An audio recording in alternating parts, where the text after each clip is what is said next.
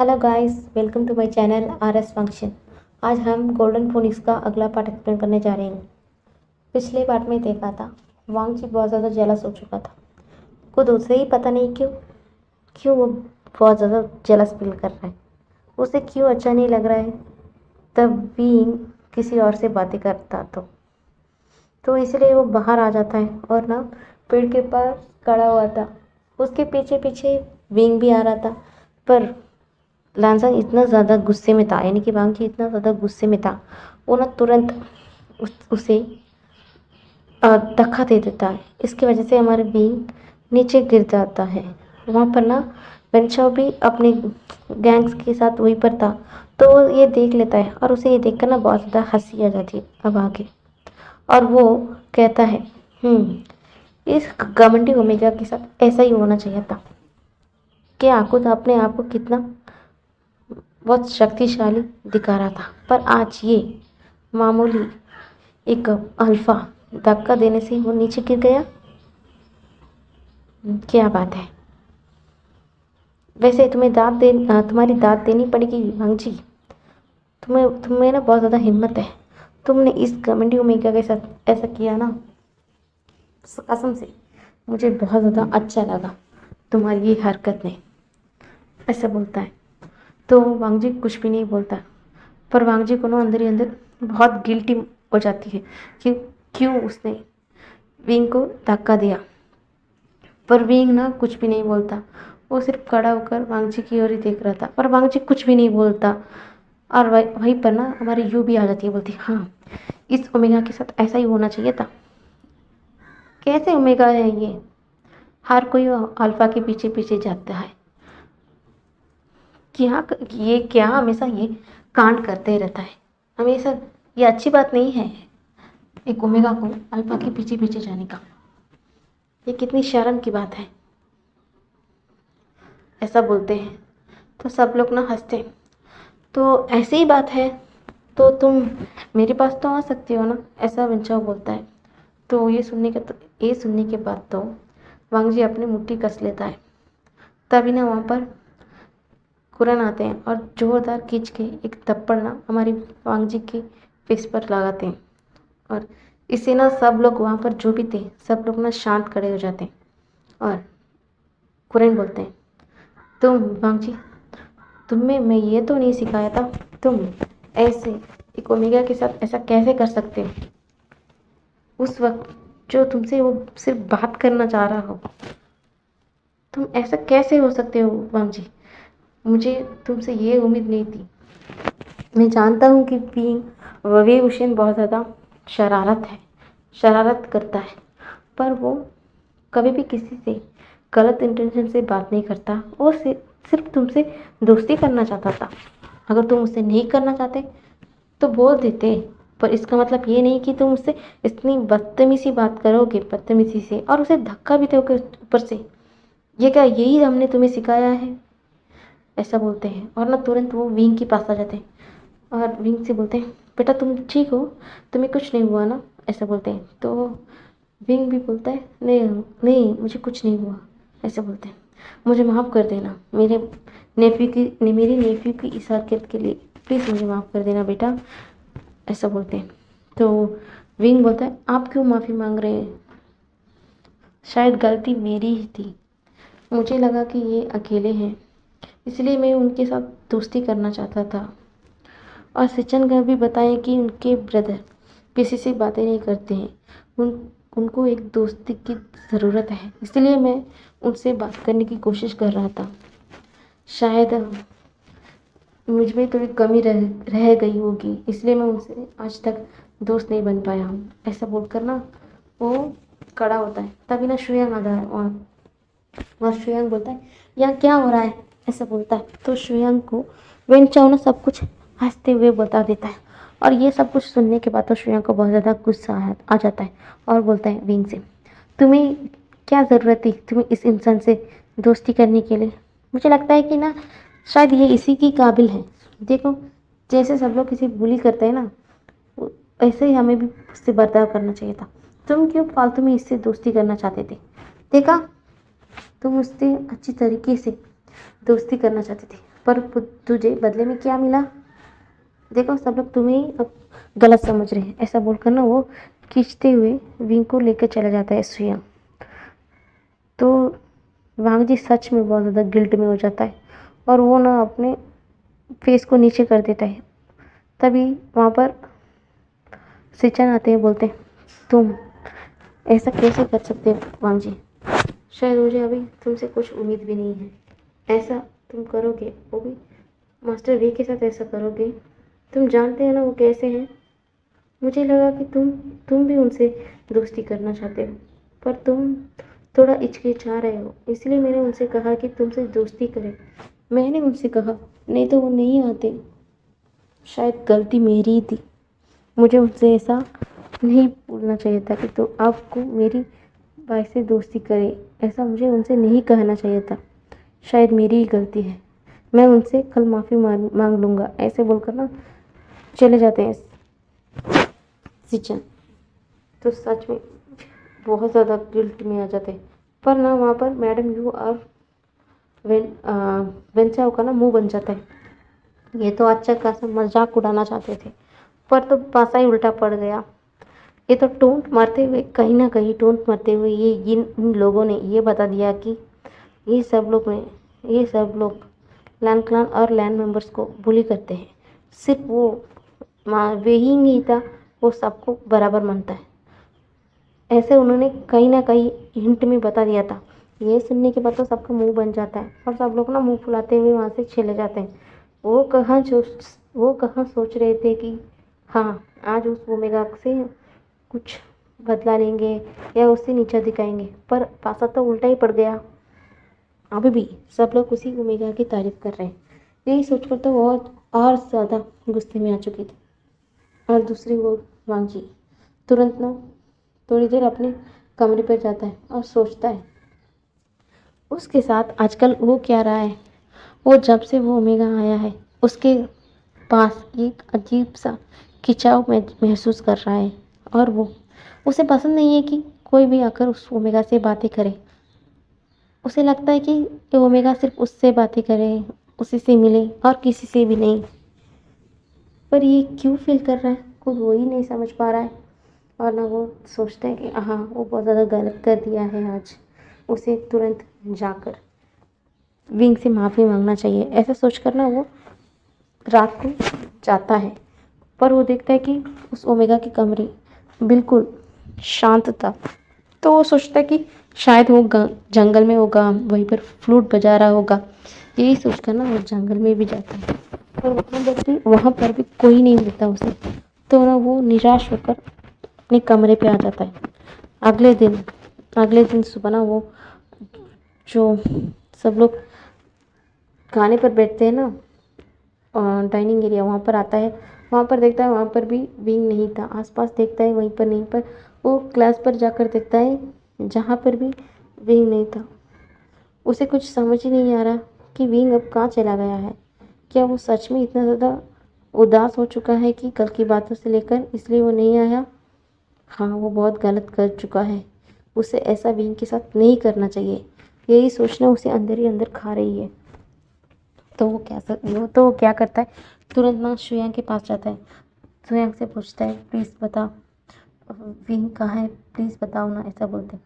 तो शुयांग बोलता है, तुम क्यों उसे ढूंढ रहे हो? कल तुम्हें उसे सबके सामने ह्यूमिलेट करते वक्त तुम्हें शर्म नहीं आई, खुशी नहीं हुई? आज भी तुम उसके साथ कुछ करना चाहते हो? वो तो सिर्फ तुमसे दोस्ती करना चाहता था।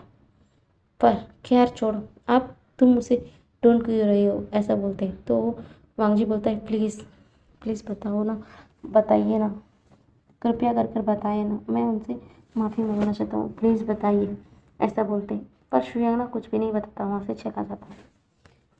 और ना वो यहाँ वहाँ डूबता है। उसे ना कहीं पर भी विंग नहीं दिखाई देता। तभी ना वहाँ पर मियाँ और वेंचिंग आते हैं। आप क्यों ढूंढ रहे हो उसे? कल तो तुम उसे धक्का दिए थे, उसकी वजह से देखा सब लोग कैसे चढ़ रहे थे उसके ऊपर, उसे कैसे कैसे बातें कर रहे थे। तुम्हें खुशी मिल गई? हाँ, मैं जानता हूँ कि यहाँ पर कई सारे लोग हैं जो तुम्हें बुली करते हैं, पर इसका मतलब ये नहीं कि हर कोई भी तुम्हें बुली करे। वो तो सिर्फ तुमसे अच्छी तरह से दोस्ती करना चाहता था, पर मुझे लगा कि तुम उसके काबिल ही नहीं हो। ऐसा बोलकर ना मियाँ मियाँ चली जाती है और वो थोड़ी देर बाद वापस सुयांग से पूछता है, पर सुयांग कुछ भी नहीं बताता। ऐसे ही ना ऐसे ही ना दिन बीते जा रहे थे, पर विंग का कुछ आता पता ही नहीं। वो हर रोज़ आकर ना सुयांग से बताता है, पर सुयांग ने एक दिन थक जाता है, बोलता है, वांग जी हाँ मैं देख सकता हूँ कि तुम बहुत ज़्यादा गिल्टी हो। विंग के साथ तुम्हें उस दिन धक्का दिया, उसके लेकर तुम बहुत ज़्यादा गिल्टी हो, मैं मानता हूँ। पर हाँ, कुछ कुछ कारण की वजह से वो अभी यहाँ पर नहीं है, पर ट्रस्ट में वो जल्द से जल्द वापस यहाँ पर आ जाएगा, तुम्हें चिंता करने की कोई ज़रूरत नहीं है, ऐसा बोलते हैं। और सुयांग वहाँ से चला जाता है। ऐसे ही ना दिन बीते जा रहे थे, पर पिंक कहाँ पे नहीं मिल रहा था।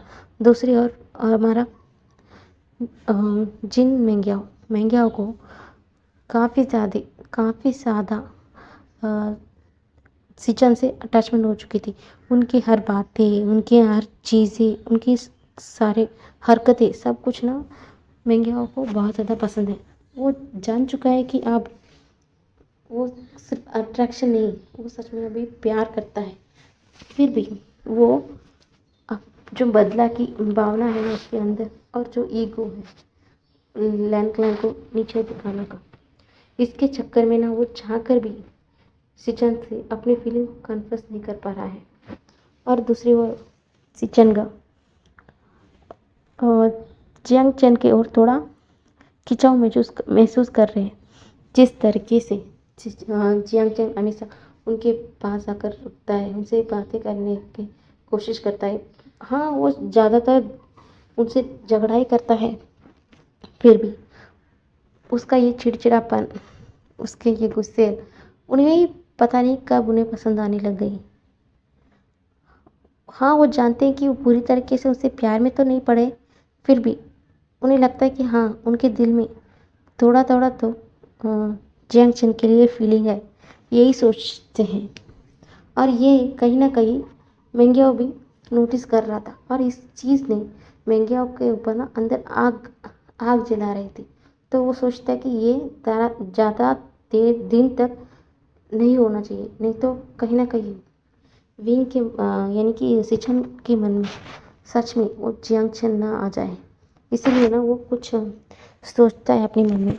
उसके बाद में कहीं से स्मेल करता है, मुझे पता है कि अब जियांग चैन को इस रास्ते से कैसे हटाया जाए, यही सोचता है। और दो डिसिप्लिन को बुलाता है अपने पास, और उनके कान में कुछ कहता है, और वो डिसिप्लिन में हाँ में सर को हिला के चले जाते हैं। अगले दिन सुबह ना आज भी लानवा जी जल्दी से तैयार हो जाता है और तुरंत हॉल पर आ जाता है, क्योंकि आज कुछ अनाउंसमेंट होने वाली थी, तो हॉल पर आ जाता है। हॉल पर ना बहुत सारे लोग खड़े थे। तभी ना लानवांग जी को कुछ रोज़ पेटल की स्मेल आती है, तो वो समझ जाता है कि ये स्मेल किसकी है। वो ना तुरंत हड़बड़ा कर ना खड़ा होता है और पीछे मुड़कर ना जल्द से उस दिशा के ओर दौड़ने लग जाता है, और देखता है कि वहाँ पर सामने विंग खड़ा था। जैसे ही सब लोग लानवांग जी को दौड़ते हुए देखते हैं, हैरान हो जाते हैं, क्योंकि लानवांग जी एक शांत किस्म का इंसान है ना, वो किसी से बातें करता है, अपने में ही रहता है। पर आज इस इंसान को इस तरीके से दौड़ते हुए देखकर सब लोग थोड़ा क्यूरियस हो चुके थे, आखिर ऐसा क्या है जो आज लानवांग जी को दौड़ने पर मजबूर कर दिया है। तो उस ओर देखते हैं कि वे उशियन हॉल के एंट्रेंस पर खड़ा है। तो सब लोग देख के तो समझ चुके थे, तो ना तुरंत लानवांग जी जाता है और उसके सामने ना घुटने पर बैठ जाता है। और इसे देखकर तो हमारा विंग बहुत ज़्यादा शॉक्ड हो चुका है और बोलता है, वांग जी तुम ये क्या कर रहे हो, तुम ऐसा क्यों कर रहे, उठो उठो, ऐसा बोलते हैं। तो लानवांग जी बोलता है, मुझे माफ़ कर देना विंग, मुझे उस दिन तुम्हें ऐसा धक्का देना नहीं चाहिए था, इसकी वजह से सब लोग ने तुम्हें ह्यूमिलेट किया ना, तुम्हें भला बुरा कहा ना, ये सब कुछ मेरी वजह से हो रहा है, मुझे माफ़ कर देना विंग, ऐसा बोलते हैं। तो विंग बोलता है, मैं इसे सीरियसली नहीं ले रहा, ऐसा बोलता है। तो लालू जी बोलता है तुम ऐसा इसे बहुत सीरियसली नहीं लिए तो क्यों इतने दिन तक तुम वापस यहाँ नहीं आए? ऐसा क्या वजह थी तुम इतने दिन इस महल नहीं आए, बताओ ना भी, ऐसा बोलते हैं। तो विंग बोलता है तुम्हें जानना है कि मैं क्यों नहीं आया, ऐसा बोलते हैं। तो लैंडन भी अपने सर को हाँ हाँ ऐसा हिलाता है। तो विंग ना लैंडन जी की कान के पास जाता है और बोलता है तुम्हें पता है कि मैं क्यों नहीं आया? हाँ, शायद तुम्हें जानना चाहिए, ऐसा बोलकर। तुम्हें पता है मैं अपने हिट से गुजर रहा था, इसके चक्कर में मैं यहाँ पर नहीं आया। मेरा हिट ना 15 दिन तक चलती है, इसीलिए मैं नहीं आया। और एक बात, ऐसा बोलकर ना वो सेडेक्टिवली हमारे लैंडन के कान में बोलता है। और तुम्हें पता है ना उस वक्त ओमेगा के साथ क्या होता है? इसलिए मैं बंद रहा था। अगर मैं वहाँ पर बंद नहीं होता तो क्या होता? ऐसे बोलकर ना वो एक स्माइल करता है उसके कान के सामने। ये सुनने के बाद तो हमारा लालवांग जी एकदम मतलब यानी कि एकदम स्टिफ होकर खड़ा हो जाता है और ना बड़ी बड़ी आंखों से विंग की ओर देख रहा होता है। और विंग ना उसकी ये हरकत देखकर ना वो एकदम बड़ी वाली स्माइल करता है। और ना सच में लालवांग जी एकदम एम्बैरेस्ड हो जाता है और ना वो बोलता है शेमलेस, ऐसा बोलता है। तो विंग ना और जोर जोर से हंसता है। तुम ही नहीं पूछा कि मैं इतने दिन कहा था, पर अब मैं तुम्हें बता रहा हूँ, फिर भी तुम शुरू हो गए वापस से लैंजान, ऐसा बोलते हैं। तो विंग बोलता है तो अच्छा, क्या तुम आप मुझे अपने दोस्त मानोगे क्या नहीं, ऐसा बोलते हैं। तो लैंजान भी हाँ में सर हिलाता है।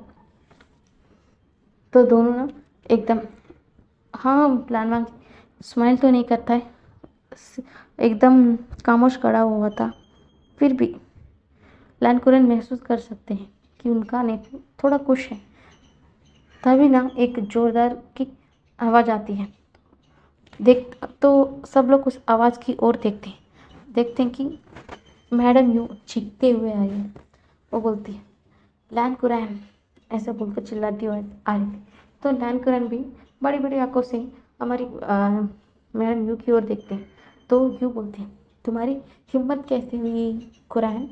हाँ मैं जानता हूँ कि आप लैनकुरैन कहीं की ना रहा कहीं की ना रहा, उसके पास ना शक्ति है ना कुछ भी नहीं है।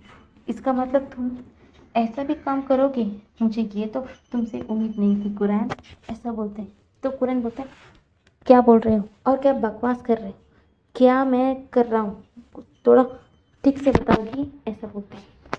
तो अविना यूँ और भी थोड़ा चिढ़ते हुए बोलती है अच्छा अब तुम्हें मुझे खुलकर बताना होगा। क्या ये बात तुम अपने बड़े नेफ्यू सिचन से नहीं पूछ सकते, ऐसा बोलते हैं। तो सिचन भी क्वेश्चन भरी निगाह से बोलते हैं क्या हुआ, ऐसा पूछते हैं। तो यूँ बोलती है अच्छा अच्छा अच्छे से ड्रामा करते हो तुम दोनों, मुझे तो ये उम्मीद नहीं थी लैंड से, ऐसा बोलते हैं। तो मास्टर जिन और वेन बोलते हैं क्या हुआ यू मैडम, यू क्या हो रहा है, अब कुछ हमें बताएंगे, खाली आप ही चीखते रह जाएंगे, बताइए आगे चल क्या रहा है यहाँ पर। तभी ना मैडम यू बोलती है ये ओमेगा सिचन इसने मेरे बेटे को अपने झांसे में लेने की कोशिश कर रहा है, आपको ये पता है, ऐसा बोलते।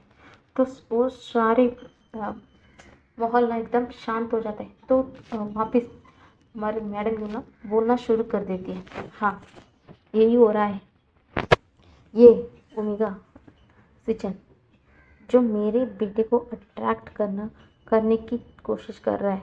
हाँ वो मेरा बेटा ना इस ओमेगा की खूबसूरती में उसकी खूबसूरती की झांसे में बसते ही जा रहा है, पर मैं ऐसा नहीं चाहता। कौन बेवकूफ़ होगा कि ये इस क्लैन के ओमेगा से शादी करने की तैयार होगा? मैं तो बिल्कुल तैयार नहीं हूँ, जिनके पास ना शक्ति है ना कुछ भी नहीं है, एक साधारण ह्यूमन से भी बदतर ज़िंदगी जी रहे हैं, और इनके साथ मैं अपने इकलौते बेटे जियांग चेन की शादी करवाऊंगा, वो अगला कुल प्रमुख बनने वाला है, तो मैं किस तरीके से इसकी शादी इस ओमेगा के साथ करवाऊंगा। मैं इस ओमेगा को मेरे बेटे के और करीब आने नहीं दूंगा। लैन कुरन, अब तुम अपने कान खोल कर सुन लो। मुझे नहीं पता तुम क्या करोगे। तुम अपने इस नेफ्यू से कह देना, अपने ये प्यारी सी मुस्कुराते और अपने एक खूबसूरती का झांसा देखकर हर कोई अलका के आसपास आने के मत कहो। और ऐसा किया ना, अगली बार मैं बोलूँगी नहीं, मेरा चिड़ियान बोलेगा। समझ में आया तुम्हें? अगर मैं अपने चिड़ियान से एक बार की ना, तो तुम्हारा ये ओमेगा नेफ्यू और तुरंत उसी वक्त ना मर जाएगा। अगर तुम अपने इस नेफ्यू को बचाना चाहते हो तो मेरे बेटे से दूर रहने के लिए कहो। ऐसा बोलते तो ना वहाँ पर जियांग चैन भी था, पर वो सर को झुकाए हुए था। हाँ, वो भी सिचन को पसंद करता है, पर वो अपने मुंह से ये कबूलेगा नहीं। वो भी अपनी माँ की तरह शक्ति पावर्स के पीछे पागल है। तो वो अपनी दिल को भी समझाता है कि हाँ, उसकी मदर सही कह रही है। इस क्लैन के पास ना कुछ भी नहीं है, ना कुछ भी पावर नहीं है। तो वो इस ओमेगा से शादी कर उसे क्या मिलेगा? कुछ भी नहीं मिलेगा। तो वो खामोशी रहता है। इसे देखकर तो हमारा मैंगो खुश हो गया। यही तो वो चाहता था। अब हम थोड़ा फ्लैशबैक देखते हैं। जैसे ही 2 डिसिप्लिन आते हैं ना उसके कमरे पे, तो वो ना उस ओमेगा के कान में कहता है कि हाँ, तुम्हें मैडम यू के सामने ऐसे ही बातें करना चाहिए कि सिचन के पीछे चैन पागल हो रहा है और इन दोनों की जोड़ी अच्छी है। ऐसा वैसा ना तुम्हें मैडम यू को उकसाना होगा। ये सुनते ही मैडम यू बहुत ज़्यादा गुस्सा हो जाएंगी और जो वो चाहता है वो मैडम यू खुद ब खुद कर देंगी। ऐसा बोलता है।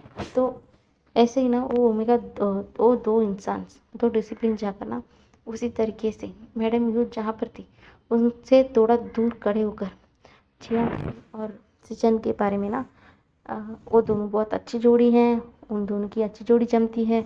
हमेशा जियांगशन चुप चुप के सिचन को देखता रहता है। ऐसा वैसा ना कुछ बातें करते हैं। ये सब कुछ सुनने के बाद तो हमारा मैडम क्यों बहुत ज़्यादा गुस्सा में हो चुकी है और वो तुरंत ना हॉल के लिए निकल चुकी, यानी कि जिन महल की जो हॉल है सब लोग खड़ा रहते हैं ना, वहीं पर आ चुकी थी। तो यहीं पर अभी फ्लैशबैक खत्म हो गया। तो अब मिंगो बहुत ज़्यादा हैप्पी हो चुका था और बोलता है हाँ, सही में अब उसका जो एक अपोनेंट है वो कम हो गया है। इसके बाद उसकी हिम्मत ही नहीं होगी चंद से आके मिला के बातें करने की। और अब इस जिस तरीके से मैडम यू ने उन्हें उनके क्लैन और उनको भला बुरा कहा, सिचान भी अब जंगशा की तरफ आँख उठाकर भी नहीं देखेंगे। और वो चाहता तो यहाँ पर आकर सिचान के सपोर्ट पर खड़ा हो सकता था, पर वो ऐसा नहीं करता क्योंकि उसका ईगो जो है और जो उसकी मदर ने उसके मन में जो नफ़रत के बीज जो बोया है उसकी वजह से वो ना चाहकर भी ना वो वहाँ पर नहीं आता। सिर्फ खड़ा होकर वो तमाशे को देखता ही रहता है। और मैडम भी फिर से बोलती है, वो चुप नहीं होती और बोलती कुरान, आप ना तुम अपनी औकात पर रहो।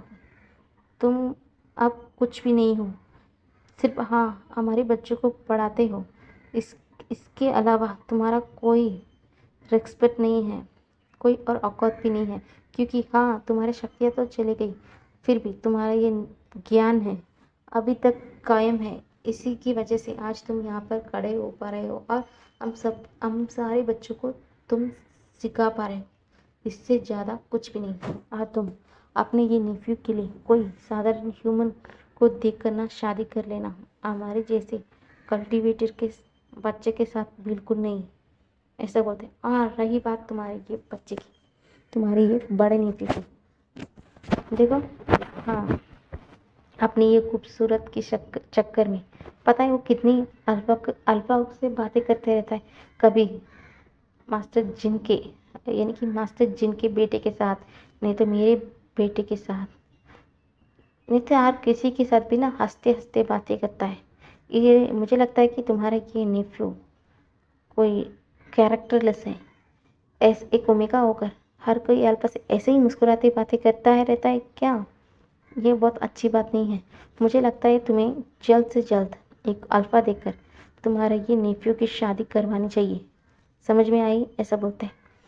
तो कुरन को ना बहुत ज़्यादा गुस्सा हो जाता है और बोलते हैं यू अब बहुत ज़्यादा हो रहा है। तुम नहीं चाहती तुम्हारा बेटा के साथ मेरी ओमेगा नेफ्यू की शादी हो तो नहीं होगा।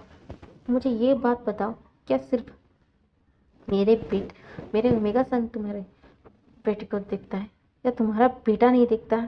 मैं मैं उससे भी पूछ तुम पहले तुम्हारी बेटी से भी तो पूछ लो कि आखिर चल क्या रहा है। ऐसा बोलते हैं तो वो तुरंत ना बहुत ज़्यादा गुस्से में बोलते हैं सिचन क्या ये सच सही बात है कि गलत है? ऐसा बोलते हैं तो सिचन बोलते हैं अंकल मैं सब लोगों से दोस्ती दोस्ती करना चाहता था और एक इसलिए मैं सबसे अच्छी तरीके से बातें करता हूँ। इसका मतलब ये लोग इतनी गलत तरीका निकालेंगे तो मैं कभी भी किसी से हंसकर बातें नहीं करता। और हाँ मैडम,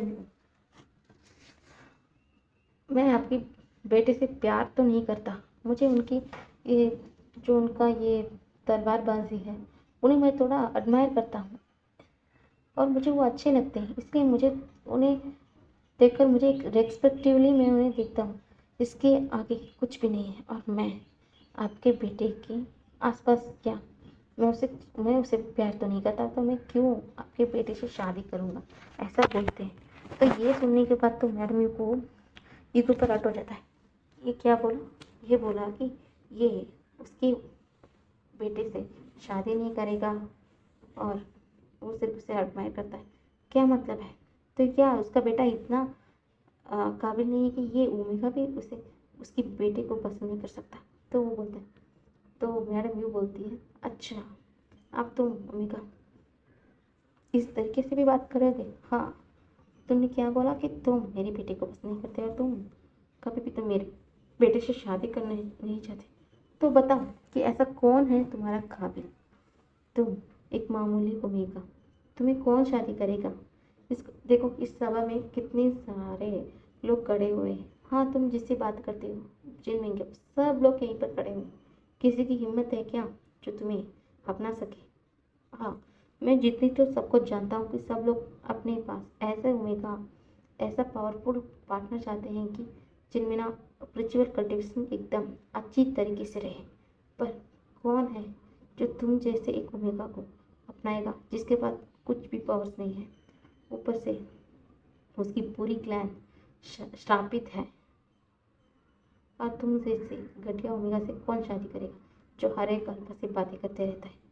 तो वांगची को बहुत ज़्यादा गुस्सा आ जाता है। वो ना जानना चाहता था पर तुरंत विंग अब उसके हाथ को पकड़ लेता है और हर नाम ही सर हिलाता है। तो ये कुरन भी नोटिस करते हैं पर कुरन भी इसे देखकर उन्हें भी कुछ सोचता है और वो भी खामोश हो जाते हैं। तो जैसे ये तरीके से मैडम बातें करते जा रही थी सचिन को सच में उनके दिल में ना बहुत ज़्यादा दुख लगती है।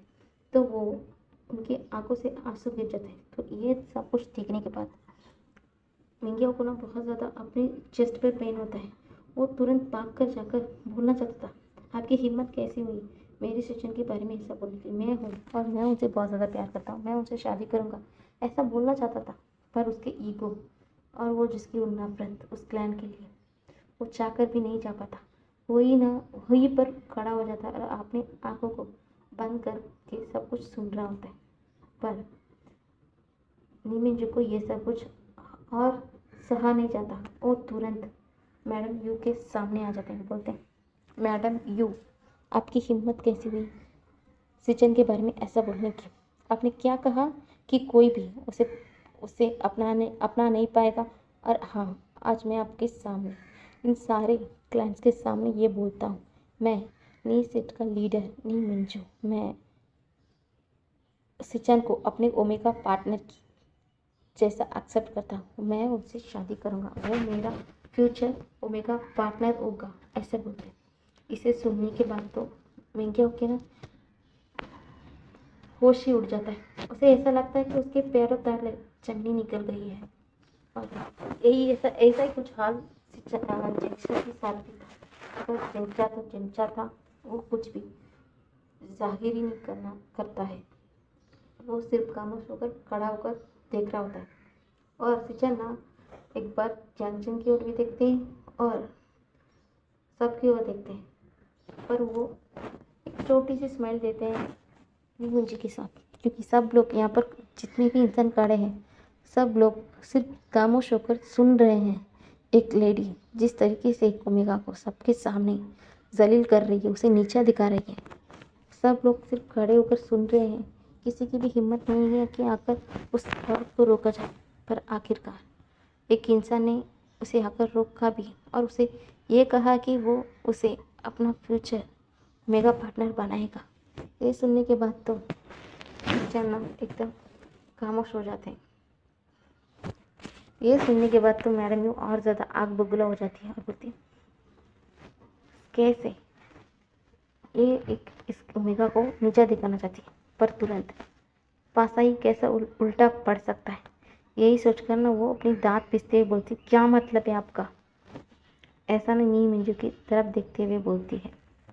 तो आज के फैन फिक्शन यहीं पर ख़त्म होता है।